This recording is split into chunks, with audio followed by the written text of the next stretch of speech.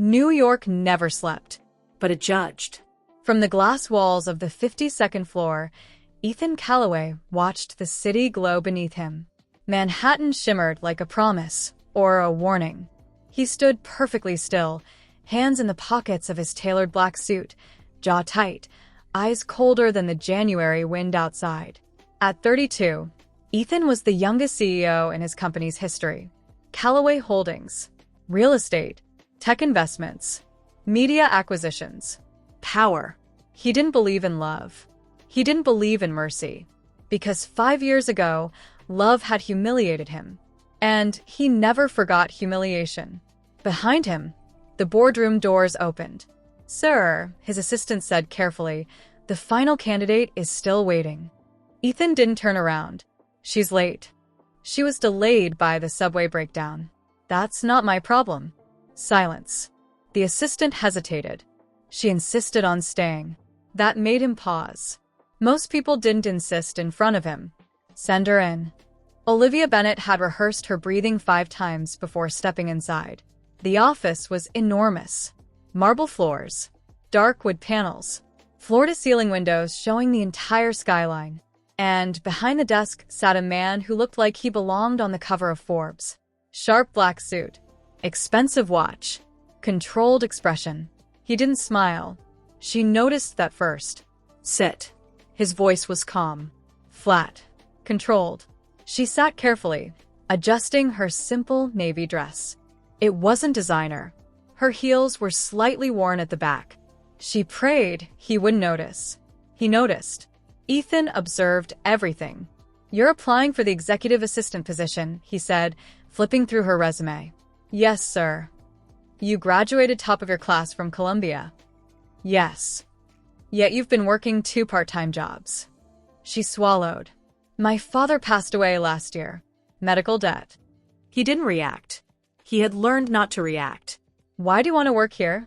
"Because I need the salary. Because my mother can't afford another eviction notice. Because I'm tired of choosing between rent and groceries." But she didn't say that. "Because Calloway Holdings build cities," she said softly. "And I want to build something that matters." For the first time, his eyes lifted fully to hers. There was no manipulation there. No flirting. No calculated charm. Just honesty. He didn't trust honesty. "Do you cry under pressure, Ms. Bennett?" The question hit like a slap. "No." "Good. Because I fire people who cry." Her fingers tightened around her folder, but her voice stayed steady. "I won't give you a reason to." A long pause. Then he closed the file. "You start Monday." It snowed her first day. Big, quiet flakes that softened the brutal lines of Manhattan. Olivia arrived early. Too early. She didn't know Ethan was already there. He saw her through the glass wall of his office, standing near the window, staring at the snow like it was something magical. Like she hadn't grown tired of it. Like she still believed in soft things. He hated that it caught his attention. "Ms. Bennett." She jumped slightly. "Sorry. I didn't realize you were here." "I'm always here." She quickly walked over, notebook ready. He gave instructions rapidly. Meetings, contracts, investor calls. She kept up. No complaints. No confusion. No excuses. By noon, he realized something uncomfortable. She was efficient. By 3 p.m., he realized something worse.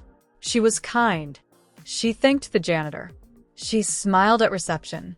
She brought coffee for the intern who looked overwhelmed. Ethan noticed everything. Kind people didn't survive in his world. 2 weeks later, the storm hit.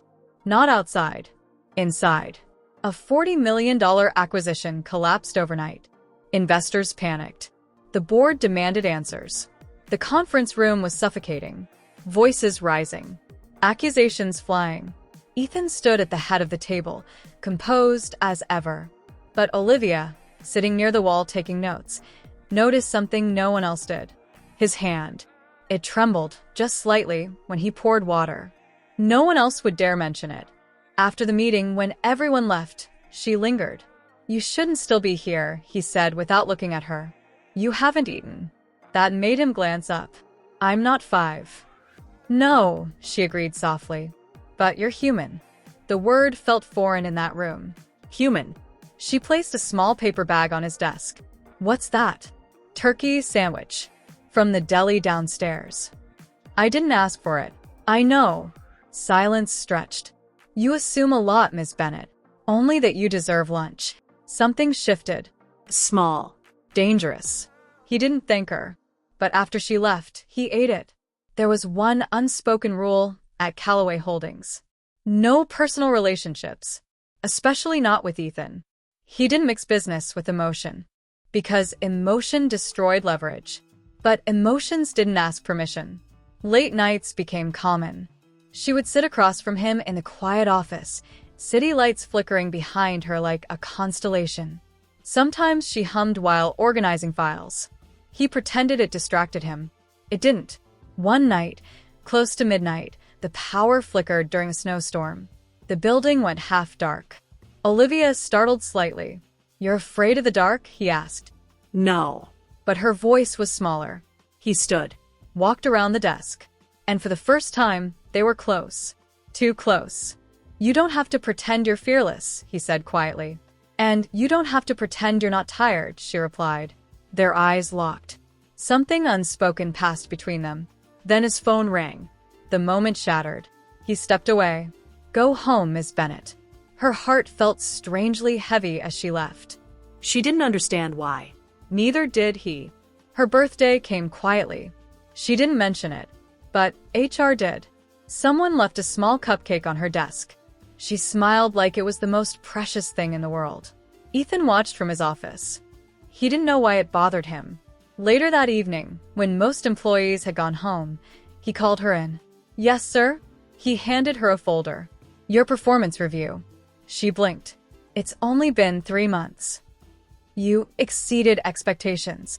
Inside was a bonus check. Her eyes widened. This is too much. It's appropriate. Her voice trembled slightly. Thank you, Ethan. She froze. She hadn't meant to say his name. The room went still. No one called him Ethan at work. He could correct her. He should correct her. Instead, he said quietly, You're welcome, Olivia. It was the first time he said her name. And somehow, that mattered more than the bonus. The gala invitation arrived on a Friday. Black tie. Media coverage. High-profile investors. You'll attend, he told her. As your assistant? As my date. Silence. That's not appropriate, she said carefully. It's strategic. Is it? His jaw tightened. Wear something formal. She wanted to refuse. But she needed this job. She nodded. What he didn't tell her was this. His ex-fiancée would be there. Vanessa Clark. The woman who left him 5 years ago because he wasn't powerful enough yet. The woman who chose a billionaire over him. And now, he was more powerful than both of them. He didn't bring Olivia for strategy. He brought her for war. The gown wasn't designer. It was rented. But when Olivia stepped out of the cab, even Manhattan paused. Deep emerald silk. Soft waves in her hair. Simple elegance. Ethan's breath caught, just slightly. He didn't show it. You clean up well, he said coolly. You look intimidating, she replied. That's the point. Inside the ballroom, cameras flashed. Crystal chandeliers. Champagne. Diamonds. Olivia felt out of place instantly. And then she saw her. Vanessa Clark. Perfect. Polished. Calculated. Her eyes landed on Ethan. Then shifted to Olivia. Assessment. Dismissal. Vanessa approached slowly. Ethan, she purred. It's been a while. Vanessa. Her gaze slid to Olivia. And this is my date. The words echoed. Olivia's stomach dropped. Vanessa smiled, sharp as glass. How unexpected. Ethan placed a hand lightly on Olivia's waist. It was meant to provoke Vanessa. But the moment his hand touched her, something else happened. Olivia felt it. Not strategy. Not manipulation. Something warmer. More dangerous. Vanessa leaned closer to Ethan. You always did have a habit of choosing projects. Olivia heard it. Project. Not woman. Project. The humiliation burned. Ethan's jaw hardened. But before he could respond, Olivia stepped back slightly. I need some air. She walked away before either of them could stop her. Outside on the balcony, cold wind hit her face. She blinked fast. Don't cry. He fires people who cry.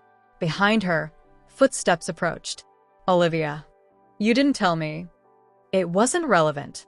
I'm not a weapon. Silence. The city sparkled below them. You think I brought you to hurt her? He asked. Didn't you? He didn't answer immediately. Because the truth? He didn't know anymore.